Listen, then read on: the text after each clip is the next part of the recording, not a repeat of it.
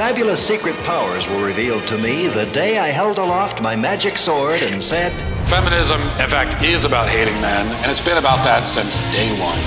Today we're going to take a look at some videos having to deal with feminism. Do you think men are important? Like for what? Always my favorite subject. I love nothing more than that subject, and especially watching videos of people talking about it. We'll start with clip one. This is what I mean when I say I hate men. So today at work, I was helping this couple. I was helping her. It is ma'am. Find a swimsuit, okay? Every time I was asking her what she liked and what color she liked, he would interject and be like, I like that one. That's the one that we're gonna get. No, that one. She needs that color. No, this is the color that I like you in. Yep, that's what we're getting. I'm sorry, is your junk gonna fit in an extra small bikini? What? I didn't think so! Shut the up, you toxic mother! Well, yeah, because we certainly know that women would never do that, right? A woman would never voice her opinion about what her boyfriend or husband wears. That's something women never, ever do. Hawaiian surf trunks. Oh, Barbie, those were vintage. I myself would never do that with my wife. I would never strongly interject with my opinions about what she's buying. Not because it'd be misogynistic to do so, but because I just don't care. Like, I don't have any opinions about it. And so anytime she tries to get my opinion, it goes the other way where she's trying to extract my opinion. What do you think between this and this and this? Which do you like more? I don't know. I honestly don't know. I have no idea. You don't know? I don't know what looks better. Which one is cheaper? Buy that one. Let me see the price tags. Oh, that one actually, second thought, that one's beautiful. That one right there is hideous. So that's how I decide everything. But I can also say, here's what annoys me the most about the video like this. She didn't say any of that in person. Okay, so on TikTok, she's screaming, mother effer, you. She certainly didn't even come close to saying it. Like in person, I'm sure she was very timid and she just sat there. If this even happened, first of all, if the story even happened. And then she goes home and she rips into this guy. I can respect people who are overly confrontational in person. It says 100% guaranteed, you moron. Mister, if you don't shut up, I'm gonna kick 100% of your ass. Even if I disagree with their opinion or whatever they're saying, that you have the boldness to just like speak up in a situation where your opinion isn't needed. But the problem with all these like a-holes on TikTok is that none of them are like that in person. They're not gonna say anything. That's what gets me the most. All right, let's go to the next one. Ladies, so is there any statistical proof you can give me that women have it worse than men? Women are 47% more likely to suffer severe injuries in car crashes because safety features are designed for men. 33,000 girls become child brides every day. Women in rural parts of Africa spend 40 billion hours a year collecting water. At the rate we're going, it will take 108 years to close the gender pay gap. As of right now, only 6 countries give women equal legal work rights as men. And for every female film character, there are 2.24 more men. Just your friendly neighborhood feminist trying to knock down toxic masculinity, doing my best. No, God, please, no. I mean, all that's do we even have to dissect it? Women in rural parts of Africa are carrying water. Yeah, what are the men doing in rural parts of Africa? 3 men on foot will intimidate a pride of hungry lions and push them off their kill. I will concede that being a woman in rural Africa, as someone who's been there, is not an easy life. But what do you think? The men are just like hanging out in mansions? What are they sitting around playing video games? No. If you live in an impoverished part of Africa, you're going to spend so much of your time, in manual labor and other kinds of things. Yeah, I mean, really, you're spending your time trying to survive. 100 years to close the gender pay gap. Well, that's definitely not the case because, as we talked about last week, the gender pay gap is actually 1 penny, which is to say that it doesn't exist. That is, the margin of error is 1 penny, and so it effectively doesn't exist. But they're still trying to close it, which means they're actually trying to open it because they want women to, on average, make a lot more than men as reparations for all the years of alleged patriarchal sexism and all the rest of it. Are we back on?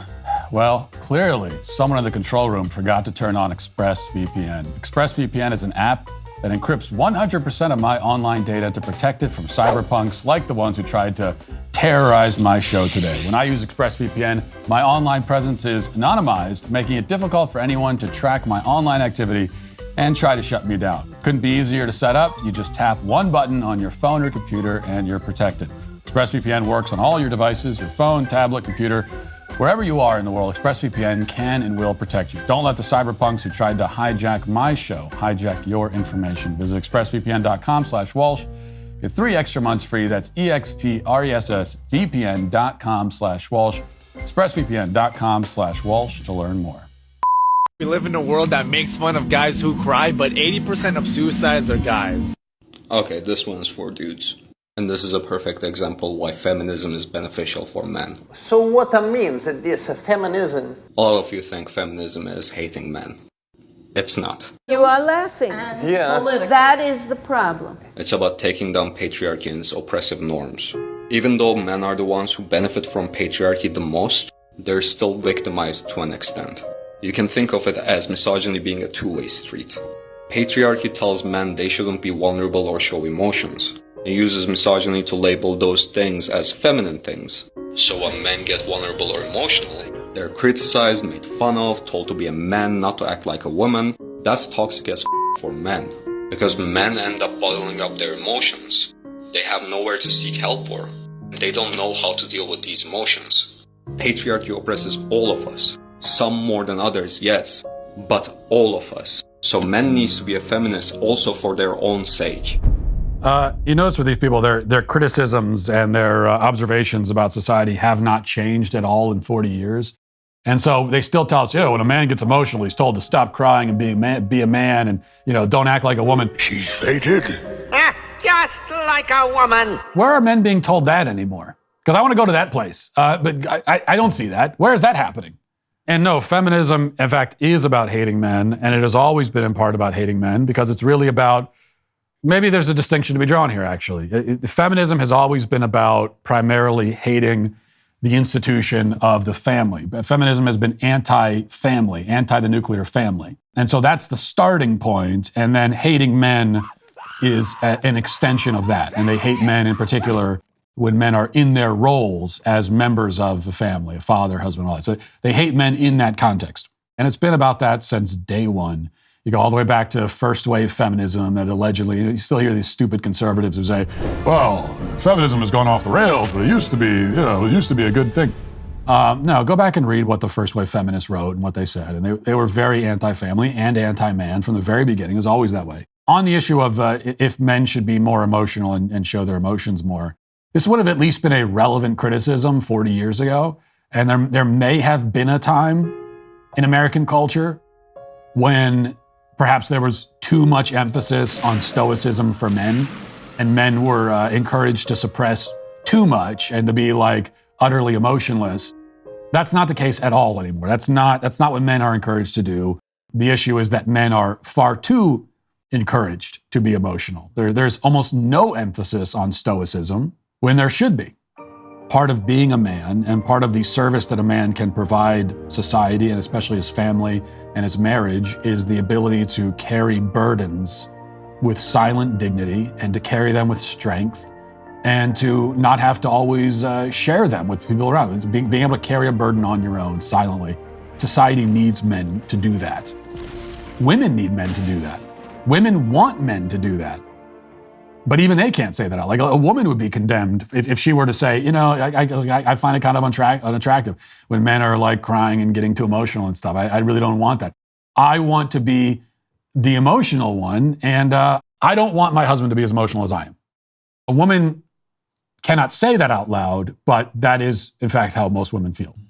Not a relevant criticism, also false, and so it's just wrong across the board, which is what you always get from feminists. And I don't know, we made it 3 videos in, which is more than I thought we would do. And we'll leave it there, and I'll talk to you tomorrow. Godspeed. And so I cried sometimes when I'm